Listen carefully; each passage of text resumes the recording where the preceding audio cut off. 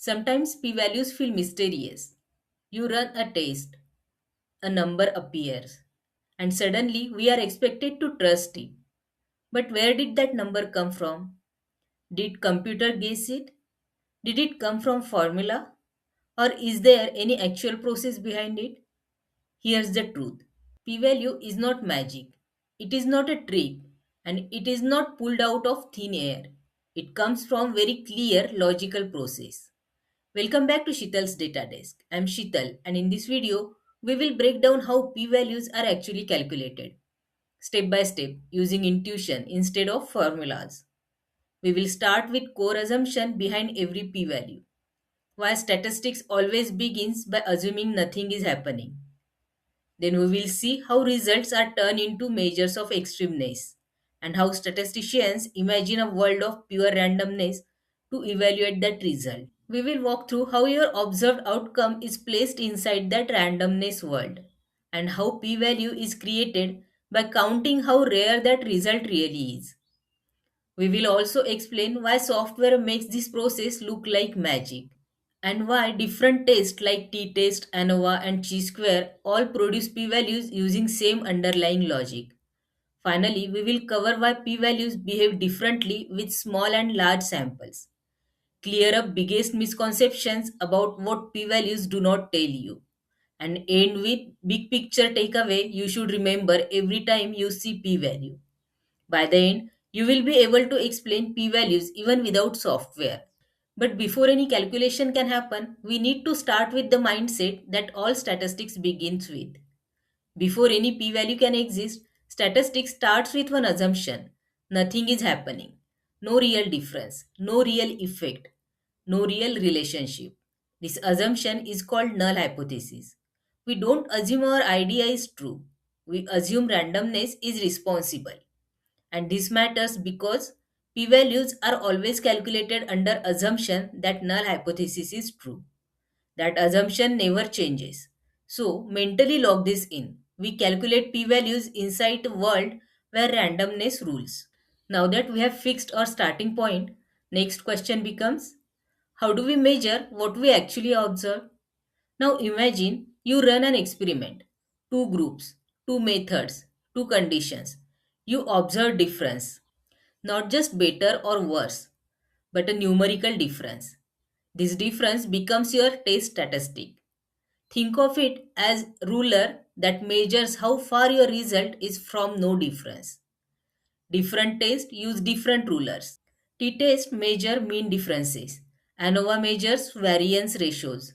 Chi-square measures count deviations. But conceptually, they all do same thing. Convert your result into a single number representing how extreme it is. At this stage, there is no probability yet, just distance.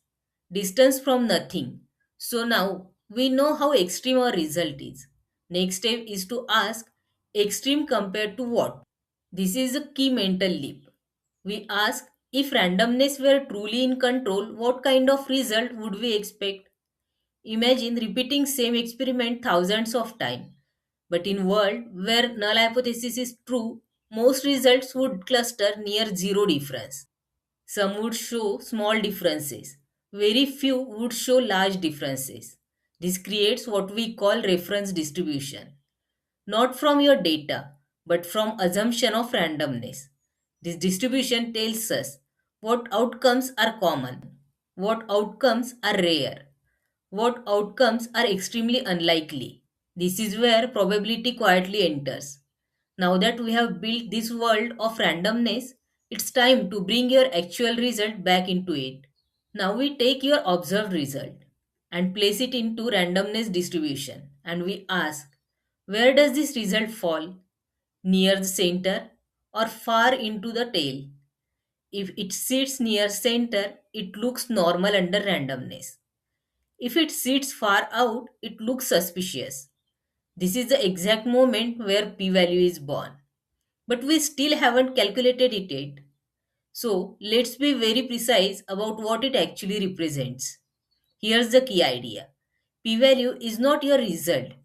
It is the proportion of random outcomes that are as extreme or more extreme than what you observe. Think of it like this. Out of 10,000 random experiments, how many would produce result at least this extreme? If many would, your p-value is large. If very few would, your p-value is small. So p-value is really a frequency count inside randomness world. No formulas, no symbols, just counting rarity. At this point, logic is clear. So why does this still feel mysterious in practice? Because software hides this entire process. It jumps straight from data to p-value. But internally, it is doing exactly what we described, measuring extremeness, comparing to reference distribution, counting tail probability. Danger is not using software. Danger is forgetting what software is assuming. Null hypothesis is always running in the background even when you can't see it. And this leads to another common confusion. Why different tests have different p-values? T-test, ANOVA, chi-square, regression, they look different. They use different test statistics, reference distributions, but underneath they all follow same logic. Assume nothing is happening. Model randomness. Compare real data to that model. Count how rare result is. Different tools, same logic. Once you understand this, statistics stops feeling like many formulas and starts feeling like one discipline idea. But there's one final piece we need to address. Why small data makes p-values unstable? With small samples, randomness world is messy. Distribution is wide. Extreme results happen more easily. That's why small studies need stronger effects. Large studies detect tiny differences. This is not a flaw. It's a feature of probability. And misunderstanding this leads to biggest mistake people make with p-values.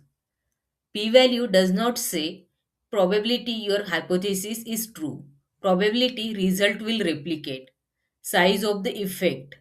It only says how rare this result is under randomness. Nothing more, nothing less. So let's step back and bring everything together. So, how are p values actually calculated? Not with magic, not with belief, not with truth, but with simple process.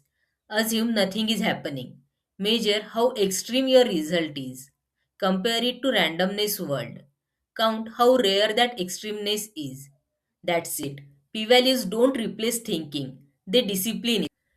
If you found this video helpful, please don't forget to like, share and subscribe to Sheetal's Data Desk, where we don't fear probability, we understand it. Thanks for watching and I'll see you in next video.